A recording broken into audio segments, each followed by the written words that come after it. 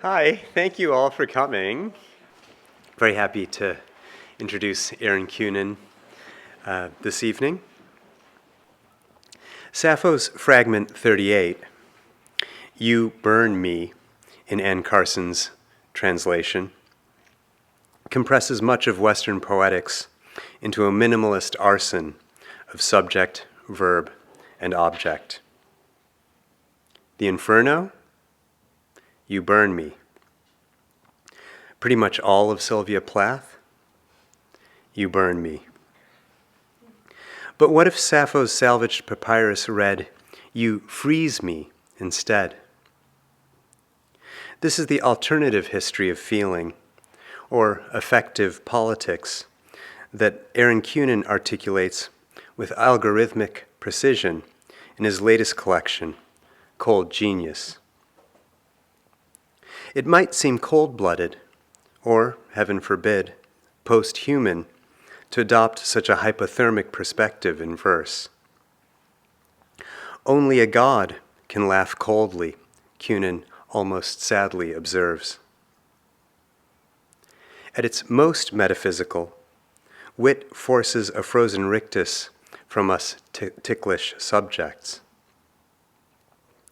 Sometimes, in great pain, the victim starts to laugh uncontrollably, Kunin reflects on the torturous infrastructure of this involuntary response, as if in contempt of pain. When you cast a cold eye on life, on death, merely eating a banana authorizes genocidal actions against the indigenous peoples of Central America. To have a mind of winter may entail suicidal ideations, even amid climate-controlled luxury accommodations. The best place is a hotel room, bathtub. From the symptomatic writing of the sore throat and other poems to the misanthropic anthropologies of the Mandarin, Kunin's writing degree 0 offers a minority report on our collective and individual forms of belonging.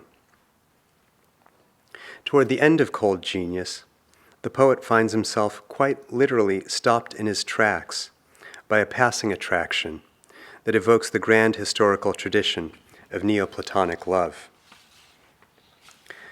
On the unmoving train, glancing at pages in a magazine, you were on the phone, dealing with a technical problem, patient and sarcastic, when your glance fell on me and woke my intellect.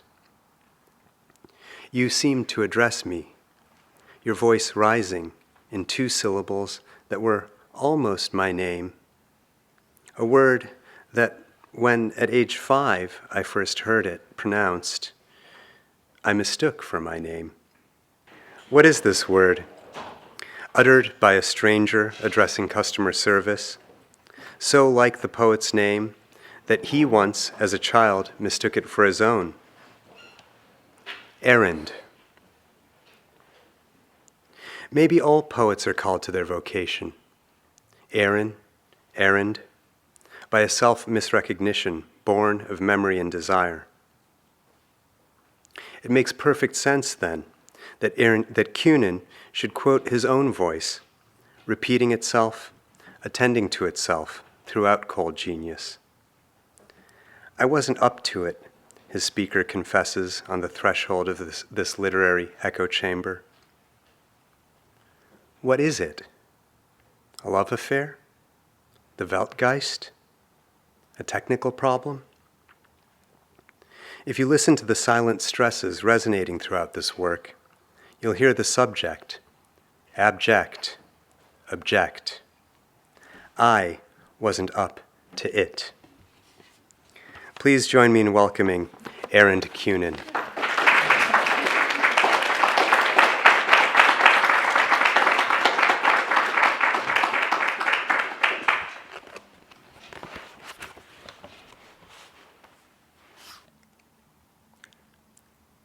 Thanks for the excuse to cry.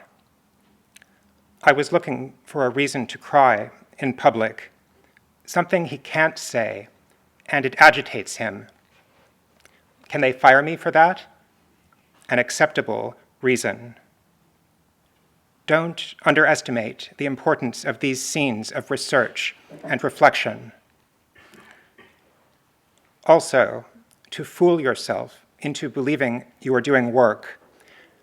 If I survive a suicide attempt, will I lose my job? I don't know. You should read your contract. History is the soft medium into which you cut. Love is the instrument that cuts. Love is the drill. Love cuts to the depth of the jokes which flow out. Puns flow out gaily from the wound made by love. Yeah, that's what it's like. History cuts everywhere with equal ease, but love cuts deep into living flesh. I see clearly that I did not act well. I see clearly that it was an unfair situation. That's not an excuse. No, that's a personal failure. I wasn't up to it. I was inadequate to what I felt.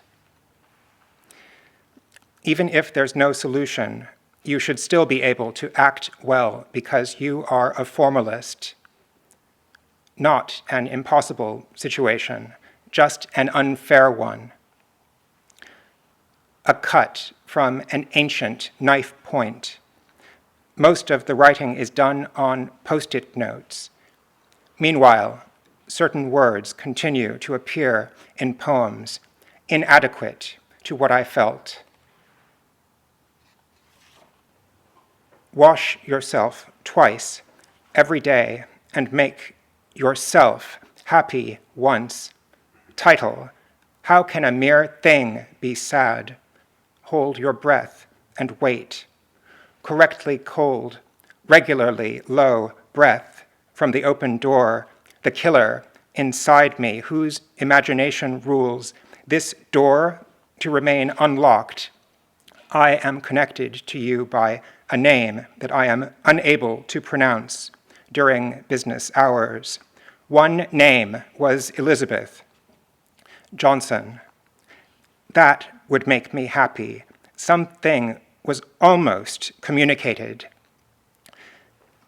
like the way you just looked at me over the frame of your glasses was incredibly seductive and unrepeatable, and the most important part of understanding.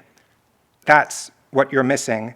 Alas, the important part is Wash me twice, every day, and make me happy once. Where did you go? What are you thinking when we do it together? I wonder where you go. What does your wrist tell you? Title. Did you open your mouth to put something in or extract something? It seems I can't remember. Hands violently shaking. He is unable to close his fingers around a wad of chewing gum that he is trying to remove from his mouth. Marxists should never eat human flesh. Wearing glasses, a mask, although it hides nothing. The smell of light on a person, cold on a forehead, hide your thoughts in an apartment or a cheek, brought out by light cooking, and the teeth behind the cheek, the feeling that you have forgotten something. Some writers never use because or so that. He likes it because he can taste it. He is right to like it because he can taste it. He is cooking himself in the food. I only wanted to show you what real eating noise sounds like. Blend your thoughts on a pillow. Now listen to me while I drink. Afternoon snacks and their wrappers being worked open. and the cries of frustration when they resist, repeated, and at a higher volume, milk spreads in the cup of coffee, sinking, then rising when it warms. Knowing, loving what you love, which is basically gravitation, and it helps to think of your movement towards it as a descent. To dispose of what you have used, to put down the cup, to rest it in its saucer with a kind of politeness. One kind is pretending that others do not exist. Another kind is pretending to give others your attention. It doesn't have to be pretend. Of those who know what they love, and it doesn't change. A poured liquid finds the level it loves to be, following the sides of the cup. The cup receives and pours out, and the cup loves to hold and be held. Handful I am, handful I give. The promise to love something is provisional. It is a kind of lawlessness. Thus, the demand for love also is unlawful since it is not enforceable. But surely there is no such poem. Is so much cleverness ever truly wasted? The values of order, prudence, and art are not unlawful or vulnerable. I mean, they are not sociable. For the house cat, surely, in whom one may view my neuroses as in a mirror, but her criteria are not fathomable, warped by her characteristic feline traits, curiosity and fear of the outdoors, earthquakes, the ceiling fan, strange people, loud noises, and death. Nothing pains me so much as my fabrications. Nothing could be less essential than the questions that occupy me. For surely, whom I loved, conditionally, it now appears. All the hours you spent reading and puzzling over Adorno could, without warning, be extinguished. Then the worst jobs in service carry a kind of authority which can be the expertise of doing the job, or the nurse's uniform, or the privilege of not wearing a uniform. And I, the least remarkable object in the room, stubborn, not in acting, but in failing to act, exchanged being generous for being right on more than one occasion. And it was worth it. Extra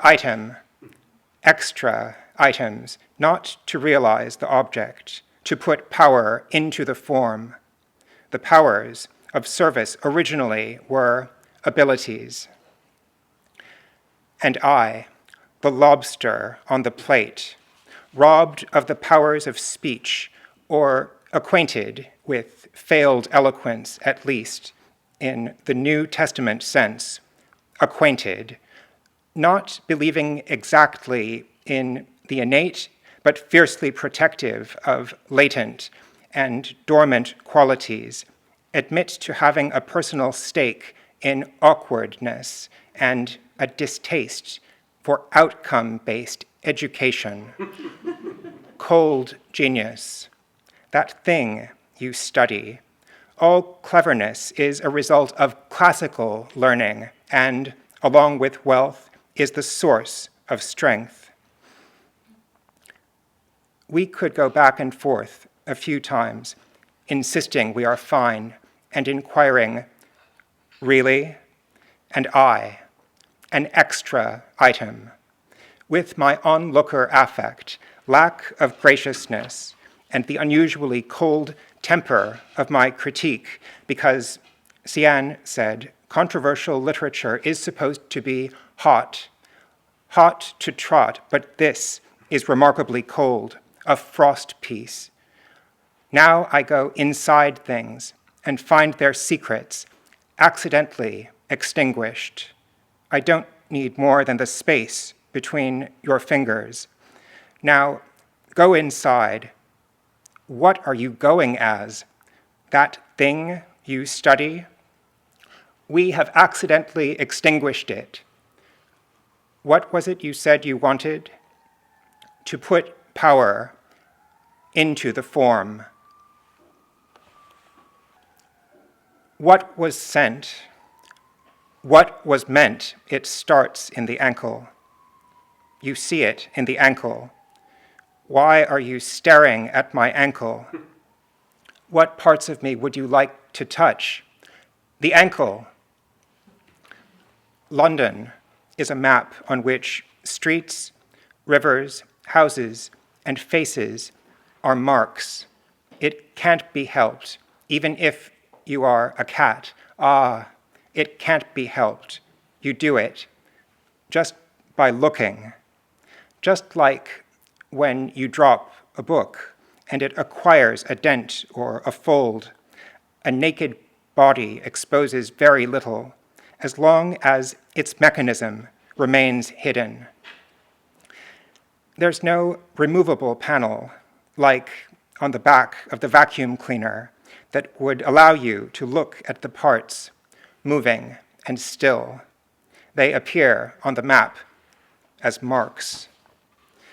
There's no machine that just maintains or improves you without effort. At least you have to learn how to get it to work, like anything that can be done better and worse. Make the second cut across, or to undo, make the same cut in the opposite direction. One light is in your mouth, another is in your hand. One light under your tongue. And each boy saved a piece of his cookie for their friend, so you had enough pieces to make a whole cookie. Each of the others had almost a whole cookie of his own for safekeeping, and a glass of water on the nightstand. He drank some and found that it was really water. And does it deserve to be called sleep? Not until I can see where I'm to insert the needle. The phone rings. Instead of answering it, he takes a drink of water. The end of the dream, the sound of his own breathing. Success is measured in numbers. Title, an unrecognizable name for everything that matters, and or desperate substitutions for a crucial ingredient. Those people for whom emotion always looks like contempt, people used to mean simply men. Today, it means almost everyone. I thought that I was normal. Really, I was protected from what was normal, disguised as a car, not quite driving a car, disguised with our signature. They are mammals. They understand irony. We have that in common. Footage can always be used. The important part is un. Every person and every action and every word can be replaced by a number.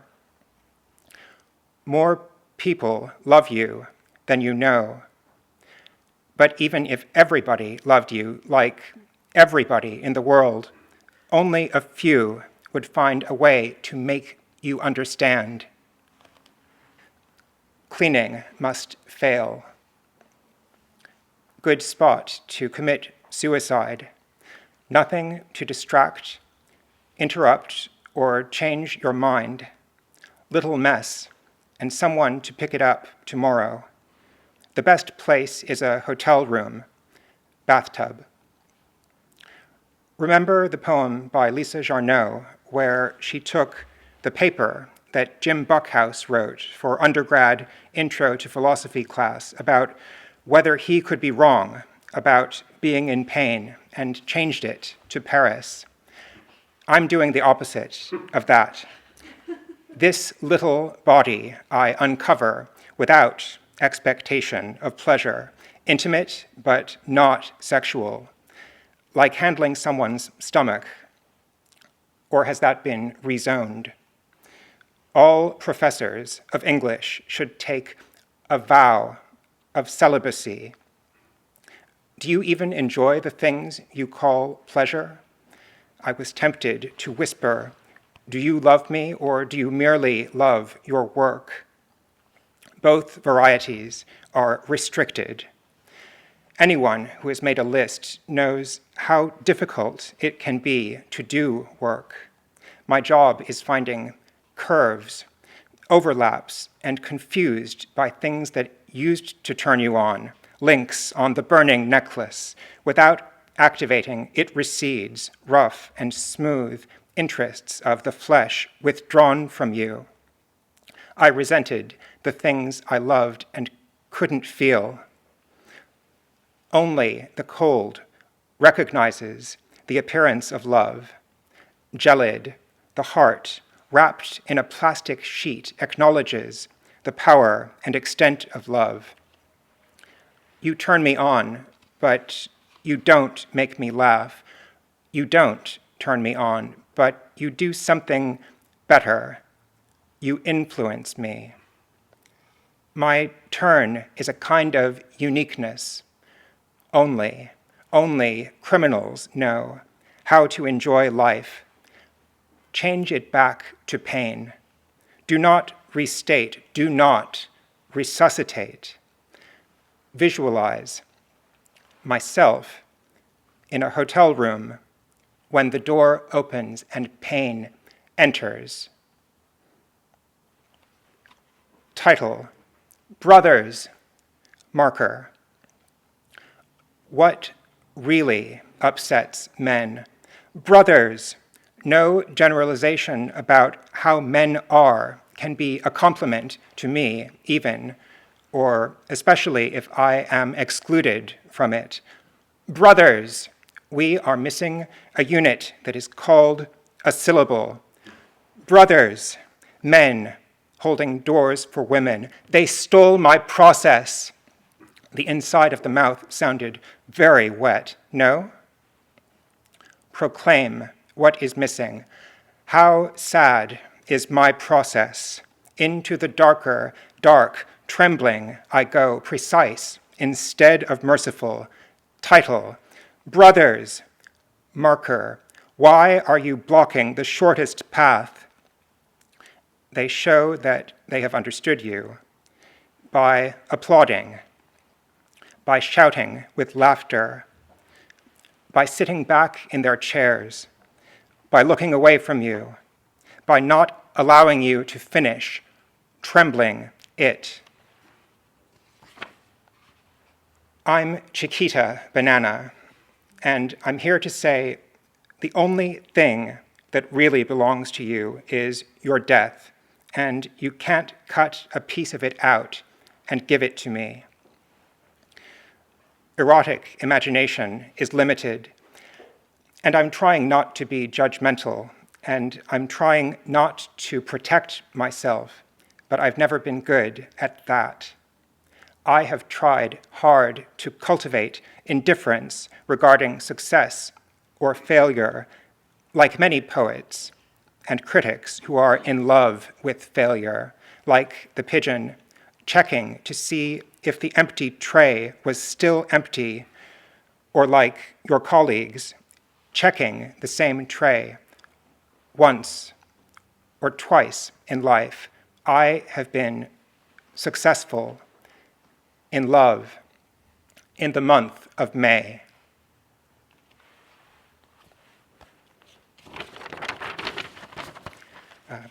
Here's one by Walt Whitman. Muscle and pluck forever.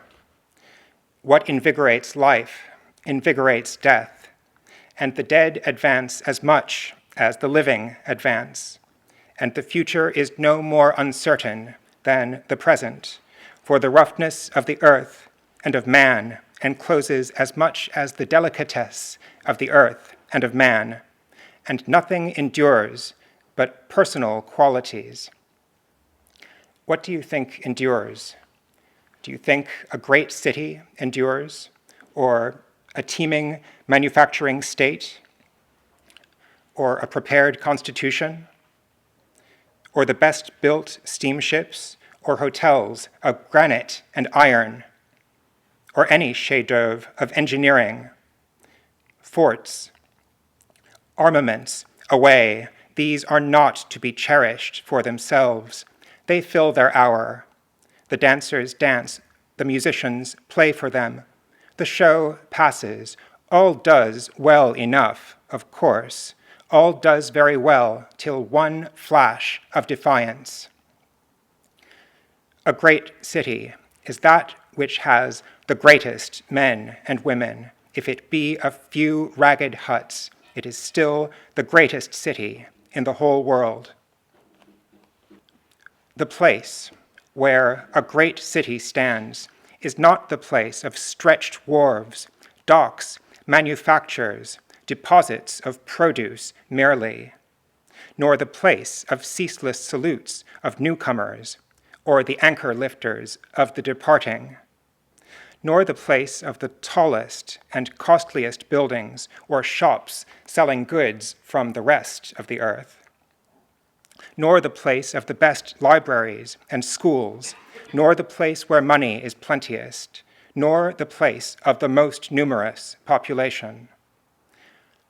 Where the city stands, with the brawniest breed of orators and bards, where the city stands that is beloved by these, and loves them in return, and understands them, where no monuments exist to heroes, but in the common words and deeds, where thrift is in its place, and prudence is in its place, where the men and women think lightly of the laws, where the slave ceases, and the master of slaves ceases, where the populace rise at once against the never-ending audacity of elected persons, where fierce men and women pour forth as the sea to the whistle of death pours its sweeping and unripped waves,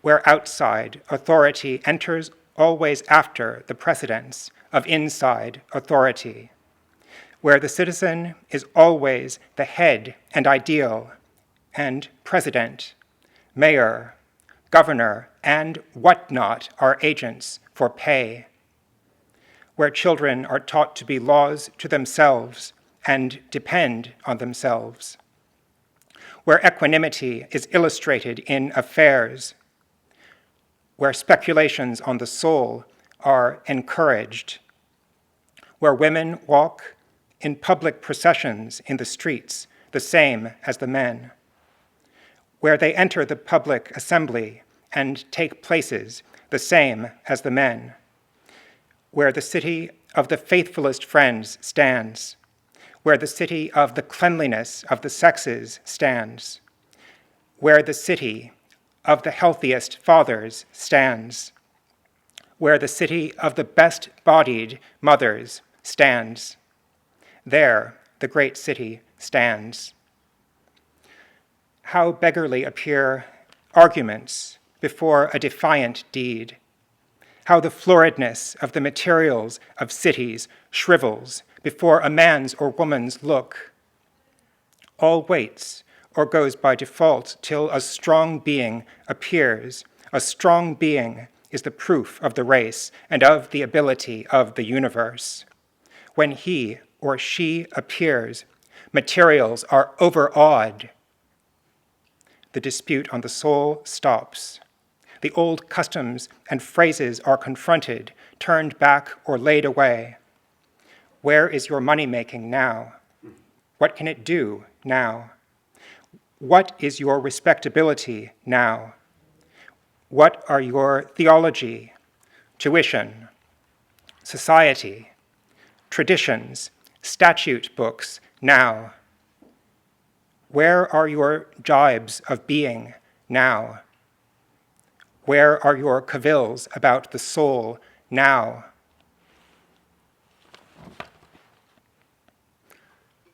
First,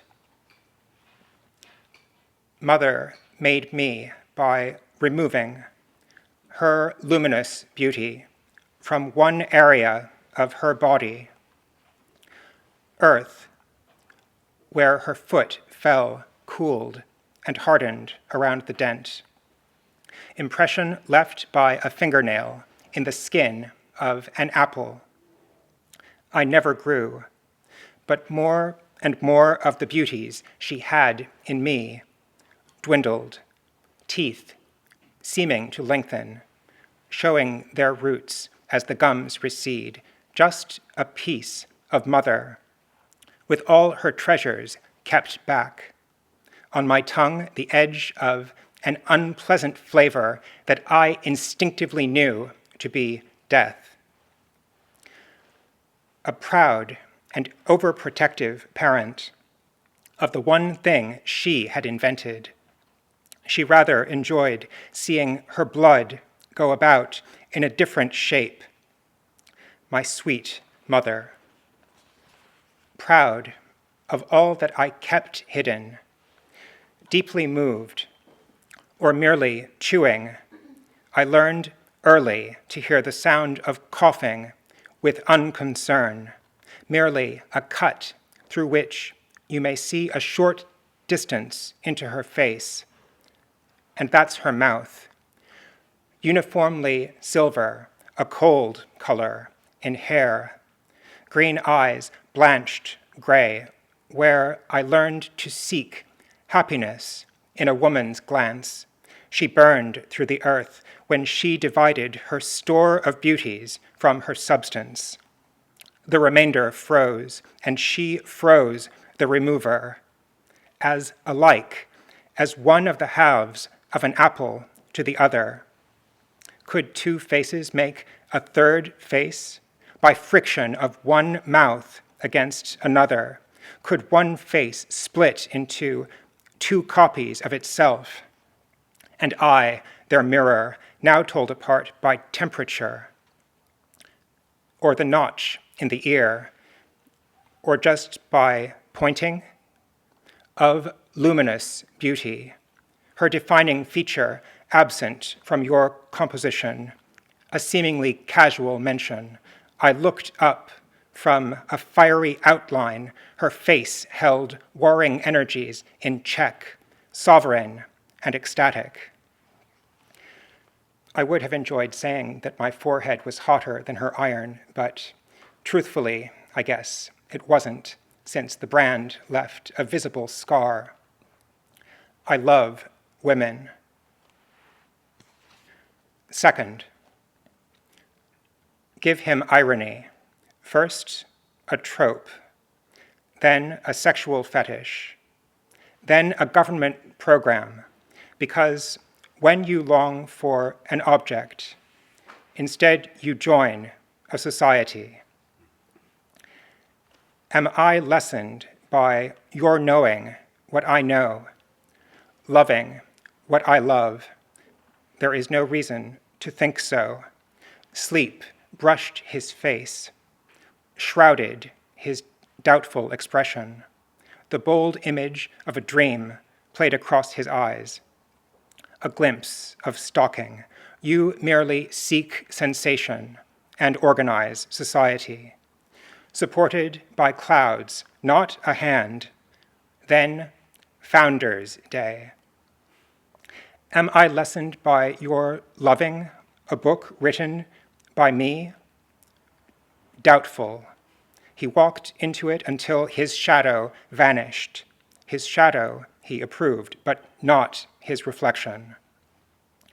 A bicycle without a lock, then a monthly newsletter.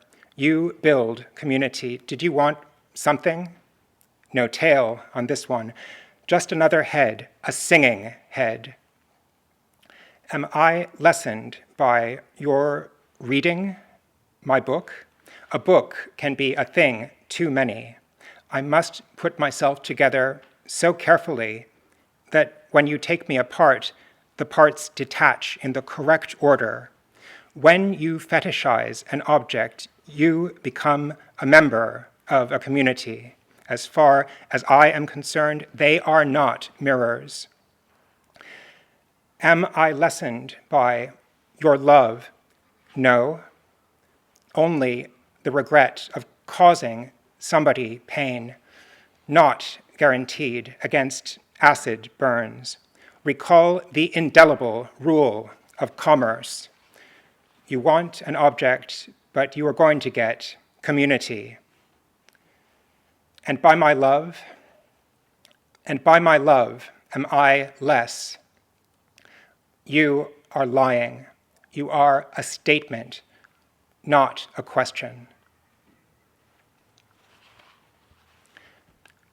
Third, one of the most beautiful sights in the modern world is the view of a city from a night flight. The headlights of someone's car floating forward on a quiet street. Small fires of an encamped army. When the coolant flows over hot steel and steam billows from the top of the tower. In sleep, a quantity gushes out, your eyes shut. You think you are closing the shop. Pretend to notice mistakes no one could ever hear. Your vessel always leaking a little, smoke ascending from a cigarette. Sleep is the quantity that you release. Awake, you are holding the outside of a ceramic cup when it's hot, filled with hot tea that you can just stand to pick up. When going to sleep, being run over by a bus. Stick of gum in the prime of its stickiness.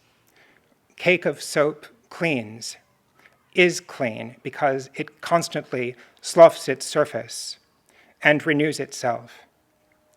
The shower, greatest pleasure and governing principle of my life. My love, a thing outside me, not a feeling, more concrete than a feeling. Fourth, you are always honest. I try to be honest. I mean, it's a constant struggle. I lie sometimes, but I do not invent. How is this possible to do? Thinking wishfully is the force behind all falsehood. To live securely. Aaron rents and sells furniture. His name traduced. Everywhere he sees, Aaron takes advantage of the poor, finds himself sitting in a room for the same reason an evil spirit shows up in a circle. What do I think happened? I think he offered them deals. He conjured them to appear by offering to grant the wishes of their thoughts. He offered respect. He offered to stop being an obstacle. He offered me, or he offered to replace me, because how do you conjure a spirit?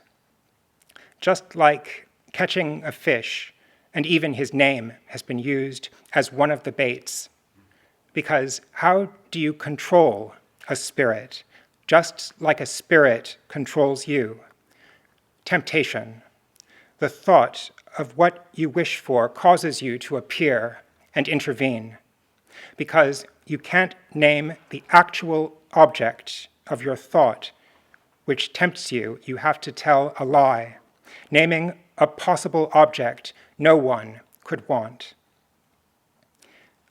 Wishful thinking is the most powerful force in the world.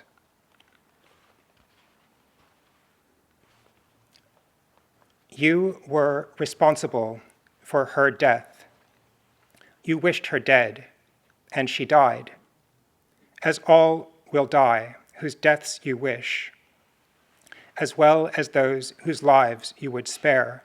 So their deaths are your fault too, because you failed them.